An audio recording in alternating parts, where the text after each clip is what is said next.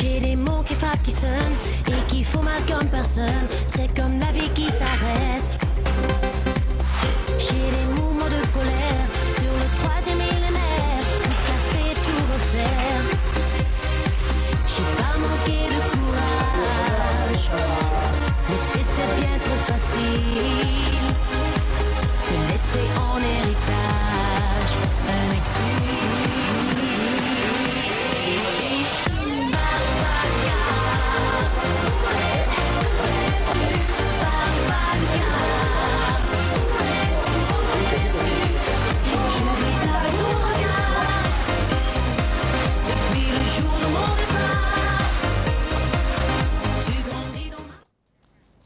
Han vist, no? S'ha obert la gana.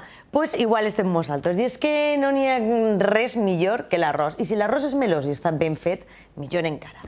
I això és el que s'han plantejat des del Castro Roger. Tenim així a Paco Roger, el gerent i el cuiner que han vist que fa aquests arrossos. Hola, molt bona nit. Hola, bona nit. I vosaltres, això estava dient, lo de l'arròs melós està ben fet, que és boníssim, i l'heu dedicat unes jornades gastronòmiques. Sí, unes jornades... Són unes jornades que anem a fer-les durant tot l'any, la primera setmana de cada mes. I este mes tocava arrossos melosos. Sí, perquè durant tot l'any és dedicat a l'arròs, no? No, hem intentat buscar producte de temporada, no? Per exemple, ara al mes d'agost busquem les verdures que les tenim allí de l'hortet molt bé, després en setembre tornem a buscar l'arròs perquè és la sega de l'arròs, en octubre els bolets, en novembre el pato, busquem una miqueta la temporada del producte. I esta setmana que heu fet de l'arròs melós, dedicat a l'arròs melós, quants tipus d'arròs melós heu cuinat? En concret 6 arrossos melosos. El dilluns farem el de pollastre i llangostins en verduretes, dimecres va ser un arròs alli pebrat, dijous va ser un arròs amb bolets, conills i carxofes i garrofó, crec que recordar que era així. Divendres farem un arròs mariner, dissabte un arròs amb pollastre de corral i verduretes de temporada, d'estiu ja, i diumenge un altre arròs melós de sèpia, galeres, gambeta de cullera i verduretes també. Impressionant. Intentem sempre ficar alguna de verduretes a arrossos, molt agrada. Sí, perquè quina és la màxima de la vostra cuina? Perquè estàs parlant sempre de producte de temporada i producte fresc, no? I quina és la màxima de la cuina? Jo crec que ens basem moltíssim en el producte, no? I sobretot en el producte quan més proper el tinguem millor, no? Vull dir, les verdures intentem de la zona, tot el peix que podem de les llotges més pròximes, més que tenim més prop, no? I així tot, no? Tot el que podem arreplegar d'allí, de lo més propet. Clar, perquè en la cuina moderna n'hi ha voltes que s'enfrenta molt el que és la creativitat a el que és la cuina de producte, no? Però en productes pot també utilitzar la creativitat per a fer alguna cosa. Clar que sí, jo crec que sense producte no n'hi ha base, no? Vull dir, la cuina creativa té que tindre producte també, vull dir, no pot vendre fum, perquè si ven fum, al final ens quedem en això, en fum, no? Vull dir, té que tindre el seu producte, vull dir, les tècniques de la cuina creativa jo les conec i en alguns plats les treballo, no? No estic en contra de... no soc dels tradicionals i l'altre no val, no. Vull dir, són tècniques que estan molt bé i jo crec que hi ha d'aprofitar-les per alguns plats. O sigui, que també agarres el millor de... Sí, o el que ens encaixa millor una miqueta més, no? I per què, com va sorgir la idea de fer aquestes jornades la primera setmana de cada mes? Doncs en fem unes en el mes de febrer, que fem tot el mes, no? Entonces, al final, jo crec que s'aturava un poc el client, no? Perquè fem cada setmana arrossos, anguila, arròs sec, arròs al forn, i al final jo crec que al fer-ho durant tot el mes, al final s'aturaves un poquet al client, i jo dic, per què no la primera setmana de cada mes i repartim tot el que volem o voldríem ensenyar de la cuina tradicional d'allí, de la zona nostra, als nostres clients, i això va ser la idea. I estàs parlant d'això que feu els plats de les coses que teniu en aquesta època, no? Sí. De les coses més tradicionals d'aquest moment i que estan més fresques també. Això influeix molt, no? En el sabor, en els sabors i en... Jo crec que en la cuina tradicional més encara que en l'altra, no? La cuina tradicional és producte i molt de carinyo a l'hora de fer-la, ja no té més. Vull dir, quan no li fiques producte i no el treballes bé, no plega bon port.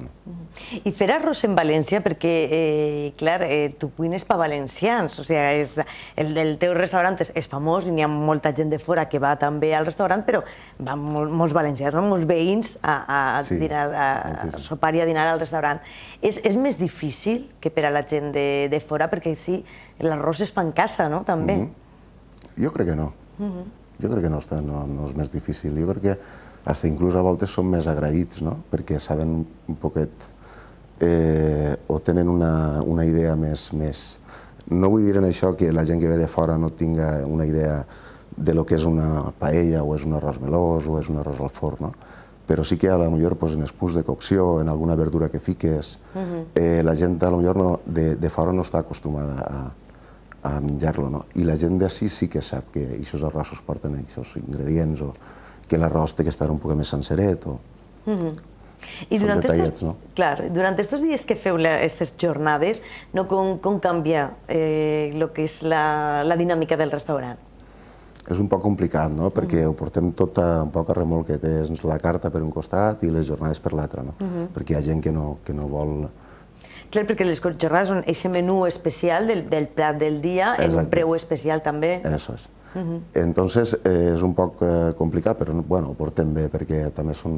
Intentem no calfar-nos massa al cap, vull dir, en el que són, ni en les entrades que donem, ni en els arrossos, vull dir, coses, sí, amb bon producte, però tampoc productes que tinguis que treballar-los molt, i al final és tot molt coccions molt curtetes, de planxes, d'un saltejat, de... Sí, perquè hem vist la manera de treballar, hem vist aquesta cuina, és una cuina que la porteu molt bé, i hem vist la manera de treballar, i és com si fos un engranatge, totes les peces van al seu ritme. Sí, deuen d'anar. Quan no van al seu ritme la cosa ja no funciona, no es trenca la cadena, que digui. I a més una cuina gran, una cuina que també dissenyada per a estar còmode. Quanta gent treballeu a la cuina? Són 8 persones ara treballant. 8 persones. Estic jo de cap de cuina, després tinc a 2 xics que estan en companyia meva, que un està en els arrossos i l'altre està en els peixos i les carns, i després tinc 2 xiques en pastisseria i 2 xiques, una xica en neteja i una altra xica que està en els entrants. I tots saben complir el seu... Sí, jo crec que cada un té la seva feina i tenen que anar... Té que ser així, no? Clar, has parlat també de la pastisseria, que és una part també molt important d'un menú, no? Sí, jo crec que sí, que és el broche final, diríem, per dir-ho d'alguna manera. Un bon dinar sense, potser, un bon postre o un bon gelat, gelats també som nosaltres. Jo crec que al final el pot destruir el dinar, com el pot destruir potser un mal cafè. Aquests detallets a voltes hi ha que cuidar-los, perquè sí que és de veres que a voltes has anat a algun lloc i has dinat molt bé, però el final, bé, però és que el pastís era de no sé qui, el pastís de no sé quantos, si l'hagueren fet així en casa, a lo millor, no? Clar. I han acabat aquestes jornades del mes de juliol i ara ja esteu preparant les d'agost. Què fareu en l'agost? Ja estem agarrats en agost, estem un poc pledejant els caps de cuina que tinc jo, a veure per on ho enfoquem, perquè ho hem enfocat en verdures, però, clar, tenim que ficar-li els ingredients. Jo crec que treballarem sobretot molt de peix, perquè estem en el mes d'agost, i si treballem alguna de carn seran pollastres de corral o conills, carns blanques... Més lleugeretes. Més lleugeretes, sobretot. I moltes cosetes fresquetes, ensaladetes, Però jo crec que la base principal va ser les verdures i el peix. Les verdures tan fresques com a la planxa, o sigui que les treballareu. Sí, anem a jugar una miqueta en això. I aquest menú és molt car, és de les jornades gastronòmiques, perquè tinc atès també que l'heu posat un preu. Sí, han ficat un preu, jo crec que està molt bé, no? Són 25 euros, beguda a part, jo crec que està molt bé. Està molt bé per a la qualitat que dona... 4 entrades, un arròs, un postre, jo crec que està molt bé. I quanta gent va habitualment al restaurant? Quants menús feu? Diàriament? Vull dir, ara està un poquet, no sé, raro, que diria jo, no? Hi ha dia que treballes molt, hi ha dia que treballes mitjanament, però alrededor d'uns 35-40 menús de mitja a la setmana. Molt bé, i a més en un puesto que està molt bé i a disfrutar també de l'entorn.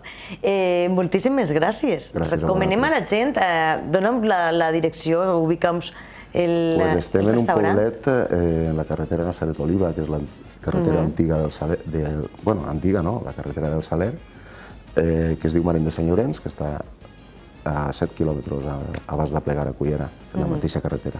Un lloc preciós per a tot, però per a dinar està molt bé. Sí, moltíssima gent es sorprèn quan passa per la carretera i després roda al pàrquing i es dona compte del que n'hi ha allà darrere, no? Diu, això estava així, no? Sí, estan els carals arrossos, no? I la veritat és que està molt bé. Clar, allà està, a més, això és la despensa que teniu, no? Els camps. Sí, allí tenim un xocotet tortet i després tenim alguna gent d'allí, dels homes ja majors, no? Que mos sortixen d'algunes cosetes, tomaquetes i cosetes d'estes.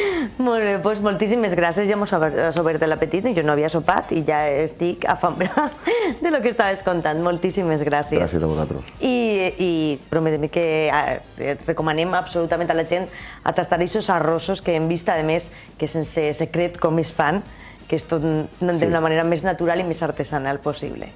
Moltíssimes gràcies. Fem una xicoteta pausa i tornem de seguida, que encara ens queda programa.